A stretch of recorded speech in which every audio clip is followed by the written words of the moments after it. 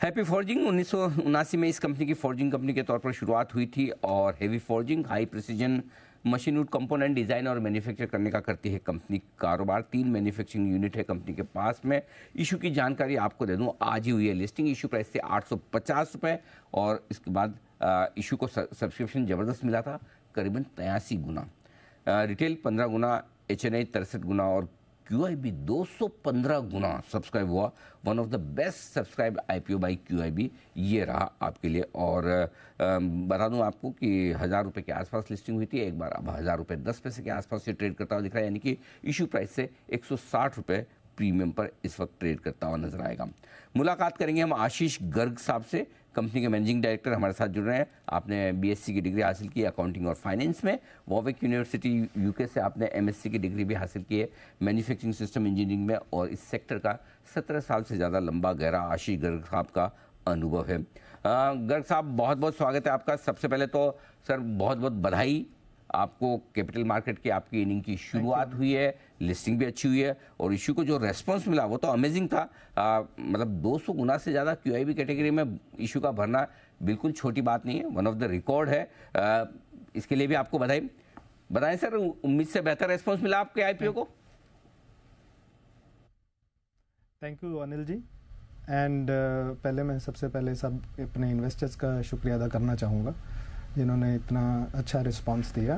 और बोलिए अनिल जी। ये तो बिल्कुल अच्छा रिस्पांस दिया है, लिस्टिंग भी पॉजिटिव हुई, हालांकि हम सोचे थे उससे थोड़ी कम हुई है क्योंकि जिस तरह का रिस्पांस था हमें लगा कि वो बहुत दमदार होगी, लेकिन फिर भी इशू के पहले दिन ही आपके इन्वेस्टर्स का पैसा तो बन रहा है। अब जो रिस्पांस मिला है उसके लिहाज से जाहिर सी बात है कि आपके इन्वेस्टर्स की आपकी कंपनी से उम्मीदें भी बढ़ जाती है। समझाएं सर, किस तरह की परफॉर्मेंस कंपनी की रह सकती है अगले 1 से 3 साल में? सर, कंपनी का अगर आप ग्रोथ ट्रैजेक्टरी देखेंगे, ग्रोथ रिकॉर्ड देखेंगे, वो बहुत ही कंसिस्टेंट रहा है। कंपनी अगर आप देखेंगे इन टर्म्स ऑफ बीटा कागर, कुछ पिछले 5 साल में जो है 24 से 25% कागर रहा है ये बीटा ग्रोथ का। टॉप लाइन ग्रोथ जो है 17 से 18% से ऊपर का कागर रहा है। 5 साल ले लीजिए, 10 साल ले लीजिए, कंपनी का जो है ये जो ग्रोथ ट्रैजेक्टरी है ये बहुत ही स्ट्रांग है। This is including Covid year. तो हम आशा करते हैं हम आगे भी जो है ये ग्रोथ ट्रैजेक्टरी इससे स्ट्रांग रहेगी, ईबीटा कागर जो है इससे फास्ट रहेगा।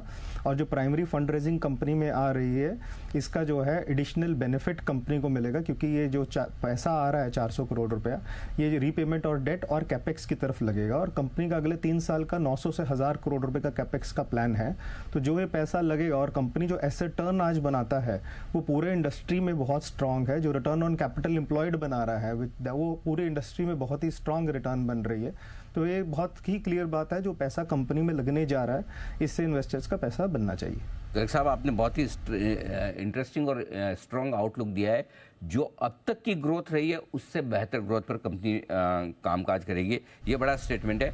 अब इसमें 2 चीज़ें मैं आपसे जानना चाह रहा हूँ। पहला तो जैसा आपने कहा कि जो पैसा 400 करोड़ आ रहा है उसमें से कुछ आपका कर्ज आप चुकाएंगे, कितना चुकाएंगे और उससे कंपनी को कितनी ब्याज की सेविंग होगी, कितना आपका मुनाफा इसकी वजह से बढ़ जाएगा?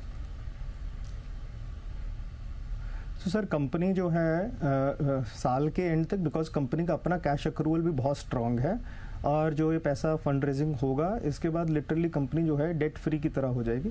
और इससे 15 से 18 करोड़ रुपए जो है कंपनी का सालाना जो है फाइनेंस कॉस्ट का जो है मुनाफा हो जाएगा।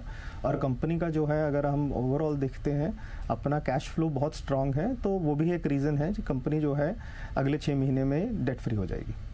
अगले 6 महीने में डेट फ्री होने का प्लान है, वंडरफुल। यानी कि आप 18-20 करोड़ 17-18 करोड़ तो आप इसी से बचा लेंगे और डेट फ्री होंगे। तो उसके बाद मेरे ख्याल से इशू के ये पेमेंट के बाद कितना 250 करोड़ के आसपास का आपका डेट बचेगा सर? नहीं सर, 250 करोड़ रुपए का डेट अभी है हमारा, जिसके अंदर हमारा जिसके अंदर हमारा जो है मेजरली सीसी लिमिट है। लॉन्ग टर्म डेट जो है वो केवल 20-25 करोड़ ही है। तो जो है ये पैसा जो है तकरीबन 150 करोड़ रुपए इमीडिएट इसमें रिडक्शन आ जाएगा। एंड गोइंग फॉरवर्ड अपना कंपनी का कैश अक्रूवल इतना स्ट्रांग है, 6 से 8 महीने में अगर आप देखेंगे कंपनी एक बार ही तो डेट फ्री नजर आएगी।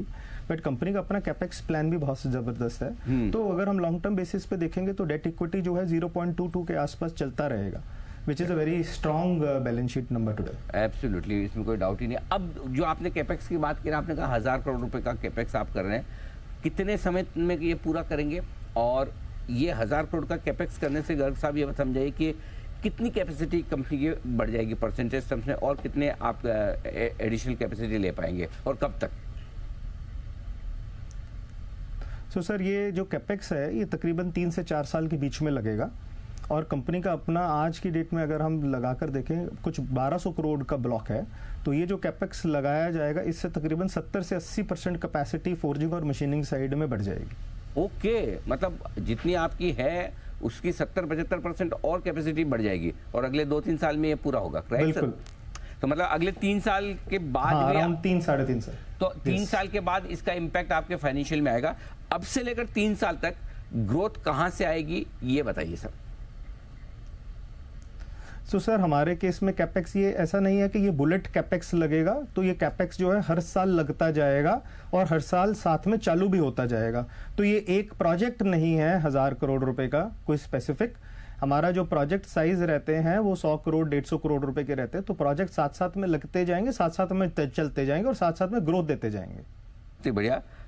तो उम्मीद करें कि ग्रोथ आपकी आने वाले 3 साल और 3 साल के बाद जब ये 1000 करोड़ का कैपेक्स और आ जाएगा तब भी आती दिखेगी। आशीष गर्ग साहब, बहुत बहुत धन्यवाद, आपने समय दिया, और एक बार फिर से आपको इस अच्छी लिस्टिंग के लिए बहुत बहुत बधाई, धन्यवाद। और आपने जो गाइडेंस दिया वो बाजार को पसंद आता दिख रहा है, दीप एकदम हाँ जबरदस्त सेक्शन में आ रहा है स्टॉक, और आना भी चाहिए, क्योंकि 2-3 चीज़ें आशीष गर्ग साहब ने बहुत अच्छी कही है। पहला ये कि अगले 3 साल के लिए तो जो एग्जिस्टिंग कैपेसिटी है उससे ग्रोथ आएगी, 3 साल बाद जो 1000 करोड़ का कैपेक्स है उससे 70-75% आपकी कैपेसिटी और बढ़ जाएगी, यानी कि अगले 5-6 साल के लिए रेवेन्यू विजिबिलिटी है, और इमीडिएटली अगले 6 महीने में एक बार के लिए कंपनी डेट फ्री होने जा रही है। ये कुछ एक खास बातें हैं हैप्पी फोर्जिंग को लेकर, और आई एम श्योर ये हैप्पी फोर्जिंग के आईपीओ इन्वेस्टर्स को ये चीज़ जरूर पसंद आती दिखेगी। इसीलिए स्टॉक आप देख सकते हैं अब बात करते करते 20